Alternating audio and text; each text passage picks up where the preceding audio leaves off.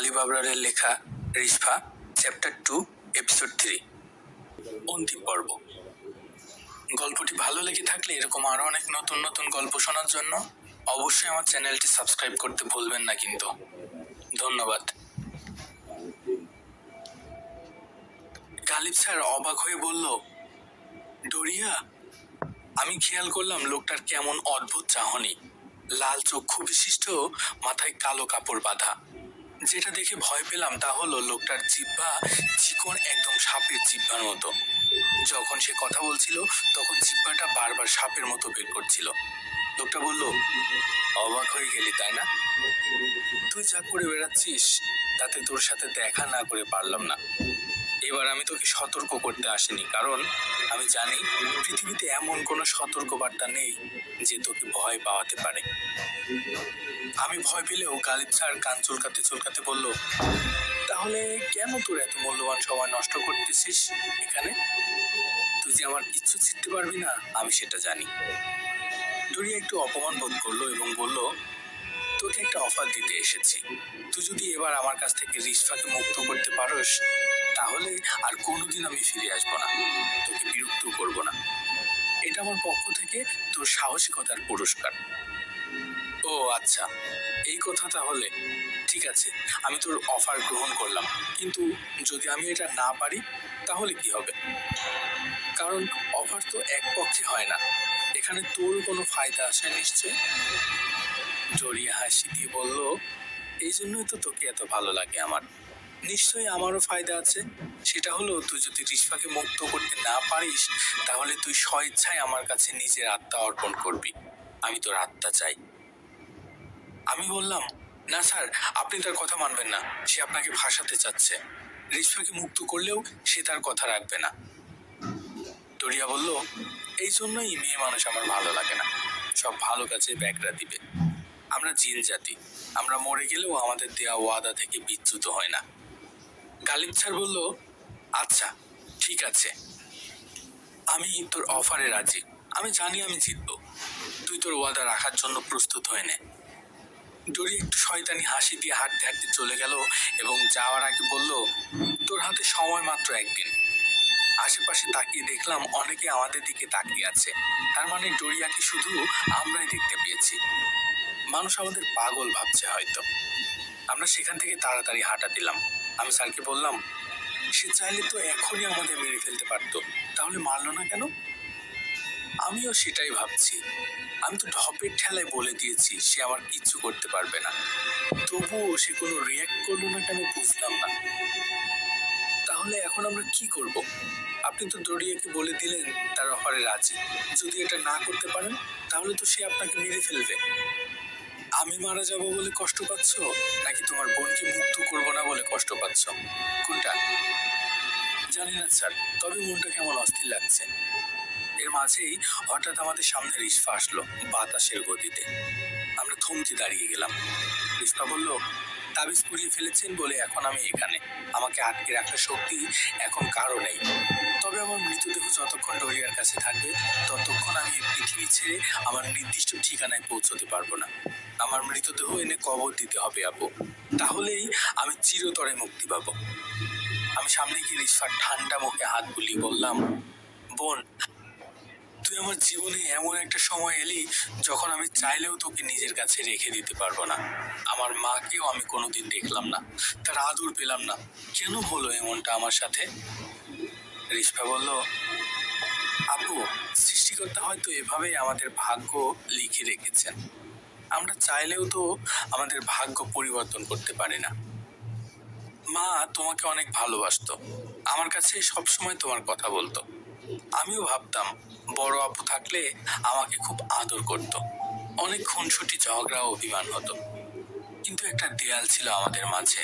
সেই দেয়ালটা ভাঙা পর্যন্ত আমরা আর বেঁচেই থাকলাম না। গালিব স্যার বলল, তোমাদের দুই বোনের কান্নাকাটি শেষ হলে কাজের কথা বলি তাহলে।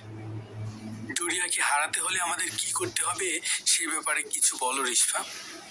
রিসফা বলল, আগামীকাল মধ্যরাতে আমার কবরের পাশে ডোরিয়া তার সঙ্গীদেরকে নিয়ে একটা জলসা বসাবে। সেখানে আমার মৃতদেহ থাকবে। জলসা শেষে ডোরিয়া তার সঙ্গীদেরকে আদেশ করবে আমার মৃতদেহ টুকরো টুকরো করে জঙ্গলে ছড়িয়ে ছিটিয়ে দিতে, যাতে আপনি কখনো আমার দেহ কবর দিতে না পারেন। আর এর মাধ্যমে আমি চিরকালের জন্য ডোরিয়ার কাছে বন্দী হয়ে থেকে যাব, সাথে আপনার আত্মাও ডোরিয়া দখল করে নিবে। তাহলে কাল রাতে আমরা যাব সেখানে। ডোরিয়ার মুখোমুখি হওয়া ছাড়া আর কোনো উপায় নেই এখন। যা দরকার তা হয় করব। রিশফা বলল, আপু, তুমি আমাদের গোপন পরিকল্পনার অংশ থাকবে। স্যার সেখানে সরাসরি যাবে, যেহেতু স্যারের সাথে ডোরিয়ার একটা চুক্তি হয়েছে। আর তুমি যাবে গোপনে সবার চোখের আড়ালে, সঠিক সময়ের অপেক্ষা করবে। স্যার যখন রিশফা বলে ডাক দিবে, তুমি স্যারের চাকুটা নিয়ে আমার মৃতদেহে বিঁধে দেবে। হাত কাঁপা বা ভয় পাওয়া যাবে না, মায়াও করা যাবে না। ঠিক আছে, আমি তাই করব। চাকুটা আমার কাছে আছে এখনো, আমি কাল পর্যন্ত নিজেকে তৈরি করে নিব। রিশফা বলল, তাহলে এখন আমি যাই, কাল সেখানে দেখা হচ্ছে। রিশফা চলে গেল। আমি বললাম, স্যার, কাল পর্যন্ত আমরা কি করব? আমার মনে হয় আমাদের আলাদা হওয়া ঠিক হবে না। হ্যাঁ, আমাদের একসাথে থাকতে হবে। আপাতত তোমার হোস্টেলে যাওয়া দরকার নেই, আমাদের বাড়িতে চলো। বাড়িতে তোমার শাশুড়ি মা আছে, সে তোমার খেয়াল রাখবে। সরি, আমার মা আছে বাড়িতে। আমি হাসি চেপে বললাম, স্যার আপনি চলেন, তাহলে শাশুড়ি মায়ের দোয়া নিয়ে আসি। সরি, আপনার মায়। দুজনেই হাসতে হাসতে হাঁটতে লাগলাম। সত্যি, জীবন কখন কোন দিকে মোড় নেয় তা বোঝা মুশকিল। কয়েকদিন আগেও ভাবতাম আমার জীবনের কোনো লক্ষ্য নেই, যেভাবে চলছে চলতে থাক। কিন্তু এই কয়েকদিনে সবকিছু যেন বদলে গেল। আমার বোনের দেখা পেলাম, আমার মায়ের কথা জানতে পারলাম, আর বিশেষ করে এমন একজন মানুষের সাথে পরিচয় হলো যে কখনো আমার মন খারাপ হওয়ার সময়ই দেবে না, আমার হাসিটা কখনো হারিয়ে যেতে দিবে না। স্যারের বাড়িতে আসলাম, তার মায়ের সাথে দেখা করলাম। আমাকে এতটা আপন করে নিবে ভাবতে পারেনি। নিজের মেয়ের মতো করে আমাকে বরণ করে নিয়েছে।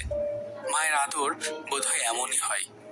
আমাকে তার নিজ হাতে খাইয়ে দিল, চুলে তেল দিয়ে খুব সুন্দর করে চুল বেঁধে দিল। লুকিয়ে অনেকক্ষণ ধরে কাঁদলাম। ছোটবেলা থেকে অবহেলা অযত্নে বেড়ে ওঠা একটা মানুষের কাছে এই ভালোবাসা অনেক বড় উপহার। আমি স্যারের মাকে জিজ্ঞেস করলাম, আচ্ছা আন্টি, গালিব স্যার যে কোথায় যায়, কি করে বেড়ায় সারাদিন, সেটা নিয়ে আপনি চিন্তা করেন না? আন্টি বলল, গালিবকে আমি আমার নিজের আদর্শে বড় করেছি মা। ও যদি বছর খানেকের জন্যও বাসায় ফিরে না আসে, আমার চিন্তা হয় না। কারণ আমি জানি গালিব কখনো কোনো অন্যায় কাজ করবে না, আর মানুষের বিপদে নিজেকে উৎসর্গ করে দিবে। সত্যি পথে থাকতে গিয়ে যদি ওর মৃত্যু হয়, আমি ওর জন্য গর্ব করব। সেদিন অনেক কথা হলো আন্টির সাথে, অনেক আড্ডা দিলাম আমরা তিনজন। আমার জীবনের সেরা মুহূর্ত ছিল ওই সময়টা। পরের দিন রাতে আমরা বের হলাম আমাদের কাজে। আন্টি বলল, এত রাতে আবার কি কাজ তোদের? স্যার বলল, রাতের কাজ রাতেই করতে হয় মা, তুমি চিন্তা করো না, কাল সকালে ফিরে আসবো। তখন প্রায় 12:30। পুরো এলাকা নিস্তব্ধতায় ঘেরা, একটা ঝিঝি পোকার ডাকও কানে আসছে না। আমরা পৌঁছে দেখলাম চারিদিকে আগুনের মশাল লাগানো। দূর থেকে দেখতে পেলাম রিশফার কবরের পাশে অনেক মানুষজনের ভিড়। মানুষ বললে ভুল হবে, তারা অন্য মেহমান। সবাই মাথা নিচু করে কি যেন বিড়বিড় করে বলে যাচ্ছে। তার সামনেই ডোরিয়া বড় একটা সিংহাসনে বসে আছে, চোখ বন্ধ করে। স্যার বলল, তুমি এখানেই লুকিয়ে থাকো, আমি ডাক দিলে চলে আসবে, আর চারিদিকে খেয়াল রেখো। এই বলে স্যার সেখানে চলে গেল। এতগুলো শয়তানের মাঝে স্যার বুক ফুলিয়ে যাচ্ছে, ভাবতেই গায়ে কাটা দিচ্ছে। হঠাৎ রিশফা বাতাসের মতো উড়ে এসে স্যারের সাথে সাথে হাঁটতে লাগলো। গালিব স্যার বলল, কি করতে হবে তা তোমার আপুকে বুঝিয়ে দিয়ে এসেছি, এখন যা করা লাগবে তা আমি করব। তুমি এখানে কেন আসলে? ডোরিয়া দেখলে সমস্যা হয়ে যাবে। রিশফা বলল, চিন্তা করবেন না স্যার, আপনি ছাড়া এখানে কেউ আমাকে দেখতে পাবে না, এমনকি ডোরিয়াও না। সত্যি আমারও কিছু আছে, আজ সেটা দেখানোর সময়। স্যার, আমি আপনার শরীরে প্রবেশ করব এখন, আপনার অনেক কষ্ট হবে, কিন্তু সহ্য করতে হবে। এই বলে রিশফা স্যারের শরীরে মিশে গেল। স্যার চিৎকার দিয়ে বসে গেল মাথা নিচু করে। স্যারের চিৎকারে ডোরিয়া এবং তার সঙ্গীদের ধ্যান ভেঙে গেল। ডোরিয়া বলল, এসে গিয়েছিস আত্মা দেওয়ার জন্য? এবার তুই হেরে যাবে সেটা জেনেও এই খেলায় অংশগ্রহণ করেছিস। ওখানে বসে আছিস কেন? এই আগুনের বৃত্তের ভেতরে বেশি বস, এত আয়োজন শুধু তোরই জন্য। স্যার কোনো কথা বলছে না, নড়াচড়াও করছে না, শুধু মাথা নিচু করে বসে আছে মূর্তির মতো। ডোরিয়া চিৎকার করে বলল, তুই আসবি এখানে নাকি আমরা তোকে টেনে হেসে নিয়ে আসবো? এবারও স্যারের কোনো সাড়া শব্দ নেই। স্যারের কোনো সাড়া শব্দ না পেয়ে ডোরিয়া তার এক অনুসারীকে হাতের ইশারায় বলল, ওকে এনে এই আগুনের বৃত্তের মাঝে বসিয়ে দে। ডোরিয়ার অনুসারী আদেশ শুনে সাথে সাথে স্যারের দিকে এগিয়ে এলো। স্যার এখনো মাথা নিচু করে বসে আছে। সে এসে স্যারের কাঁধে হাত রাখতেই তার পুরো শরীরে আগুন ধরে গেল, আর চিৎকার করতে করতে এক পর্যায়ে বাতাসে মিশে গেল। এটা দেখে ডোরিয়া বসা থেকে উঠে দাঁড়িয়ে গেল, ভয়ার্ত দৃষ্টিতে স্যারের দিকে তাকিয়ে আছে। হয়তো ডোরিয়াও বুঝতে পারছে না এটা কিভাবে হলো। হঠাৎ স্যার ধীরে ধীরে উঠে দাঁড়িয়ে মাথায় দুইটা থাপ্পড় দিয়ে ডোরিয়ার দিকে তাকালো। স্যারের চোখে তখন কোনো মনি ছিল না, ধবধবে সাদা, আর মনে হচ্ছিল যেন তার চোখ থেকে আলো বের হচ্ছে। ডোরিয়া বুঝতে পারলো রিশফা স্যারের শরীরকে বশ করে নিয়েছে। তাই ডোরিয়া হাসতে হাসতে তার সিংহাসনে বসে বলল, রিশফা রিশফা রিশফা, তুই কি ভেবেছিস গালিবের শরীরে প্রবেশ করে আমাকে হারিয়ে দিবি? আমি ডোরিয়া, তোদের মতো হাজারো অশুভ আত্মার মনিব আমি, কিন্তু এই গালিবের জন্য আমি এখনো তোকে সঠিকভাবে বন্দি করতে পারিনি। আজ তোর আর তোর স্যারের শেষ দিন, দেখি কতক্ষণ লড়াই করতে পারিস। গালিব স্যার ঝাঝালো কণ্ঠে বলল, তুই ডোরিয়া হলেও তোর স্মৃতিশক্তি খুব দুর্বল। তোকে আগেও বলেছিলাম বিজয়ের উল্লাস খুব তাড়াতাড়ি করতে নেই। এখন দেখ আমি কি করি। এই বলে গালিব স্যার ডোরিয়ার দিকে বাড়তে লাগলো। ডোরিয়ার অনুসারীরা এক এক করে স্যারের সামনে আসতে লাগলো। স্যার যাকে একবার ছুঁয়ে দেয় তার শরীরে আগুন ধরে যায়। আমি দূরে লুকিয়ে এসব দেখছি আর অপেক্ষা করছি কখন আমাকে ডাক দিবে। কিন্তু এখানে তো রিশফার মৃতদেহ দেখছি না, তাহলে কি ডোরিয়া আমাদের প্ল্যান জেনে গেল? স্যার একটা একটা করে সব শয়তানকে হাওয়ায় মিলিয়ে দিচ্ছিল। হঠাৎ ডোরিয়ার পিছনে বডিগার্ডের মতো দাঁড়িয়ে থাকা চারজন স্যারের দিকে এগিয়ে আসলো। ডোরিয়া এখনো খুব শান্তভাবে বসে আছে, মনে হচ্ছে যেন তার অন্য কোনো পরিকল্পনা আছে। সেই চারজন এসে স্যারের সামনে দাঁড়ালো। স্যার একজনের গায়ে আঘাত করলো, কিন্তু এবার আর তার শরীরে কোনো আগুন জ্বলছে না। এভাবে চারজনের শরীরেই আঘাত করলো পুরো শক্তি দিয়ে, কিন্তু তারা যেন অন্য কিছু, তাদের কিছুই হচ্ছে না। তাদের মাঝে একজন স্যারকে উপরে তুলে ফুটবলের মতো ফেলে দিল দূরে, আরেকজন গিয়ে আবার তুলে ডোরিয়ার সামনে এনে ফেললো স্যারকে। স্যার আহত অবস্থায় ডোরিয়ার সামনে মুখ থুবড়ে পড়ে রইল। ডোরিয়া বলল, এইটুকুই করতে পারলি মাত্র? আমি তো ভেবেছিলাম আমার মুখোমুখি হবি, এখন তো দেখি আমার অনুসারীদের সাথেই পেরে উঠলি না। আর যাকে লুকিয়ে রেখে এসেছিস তাকেও নিয়ে আসতে গিয়েছে। এই বলে ডোরিয়া অট্ট হাসিতে মেতে উঠল। তার হাসিতে যেন আশেপাশের সবকিছুই কেঁপে উঠছে। আমি এখন কি করব? স্যারকে বাঁচাতে এগিয়ে যাব নাকি এখানে দাঁড়িয়ে মজা দেখব? না, আমাকে যেতে হবে এখন, এভাবে এখানে দাঁড়িয়ে থাকা যাবে না। হঠাৎ পিছন থেকে কেউ বলল, এখনো কি দাঁড়িয়ে থাকবি? যা গিয়ে তোর স্যারকে বাঁচা।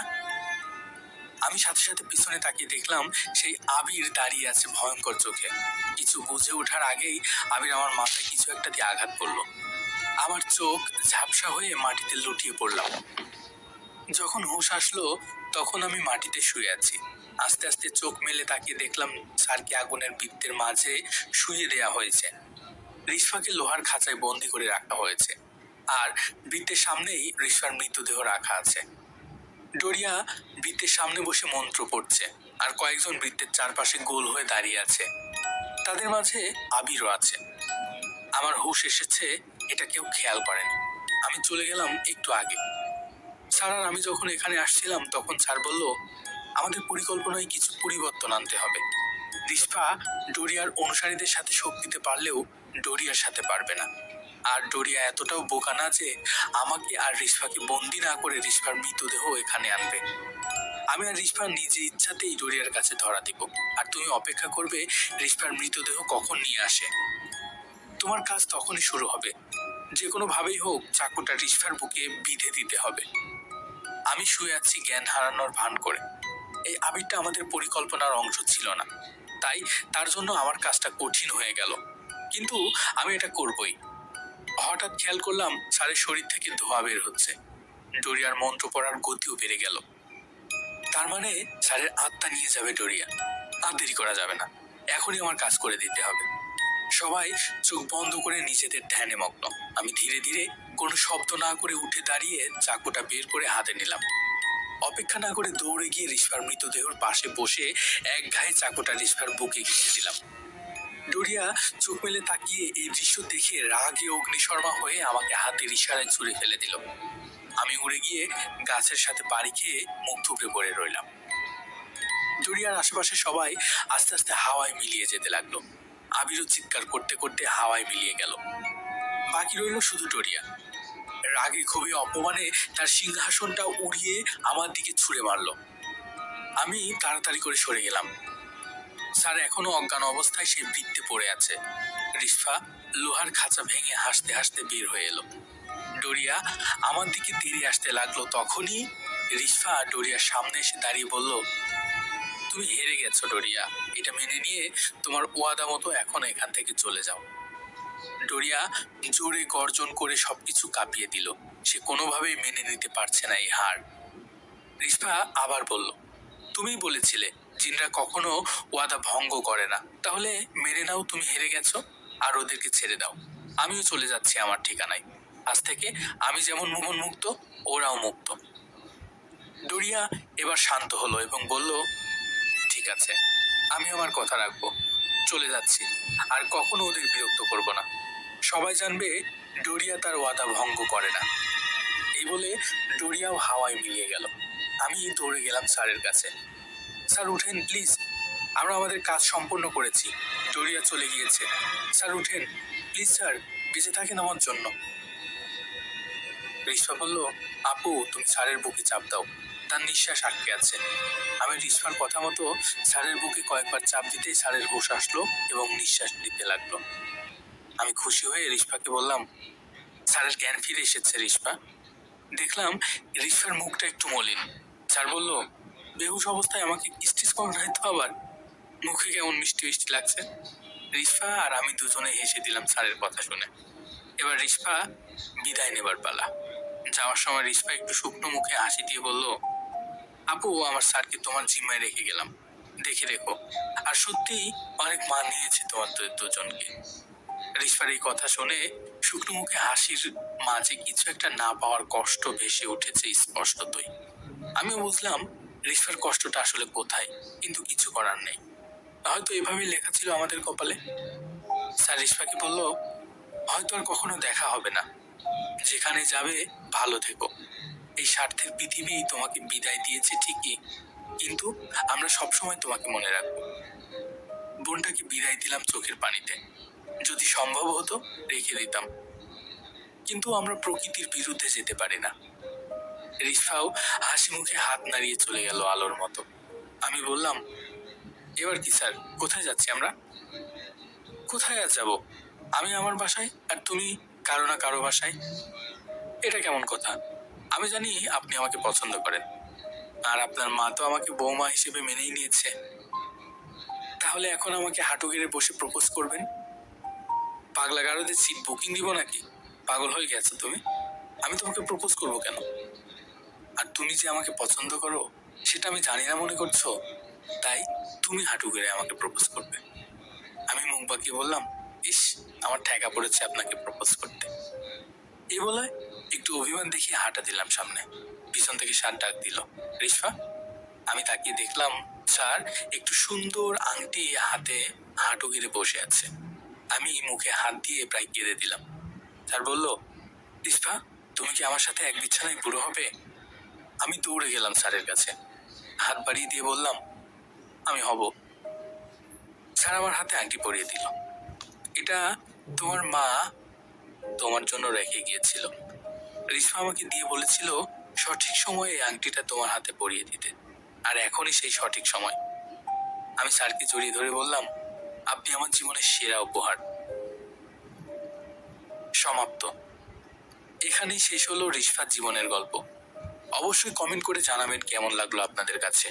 উৎসাহ পেলে আরো এরকম নতুন নতুন গল্প আমি আপনাদের পড়ে শোনাবো। ধন্যবাদ।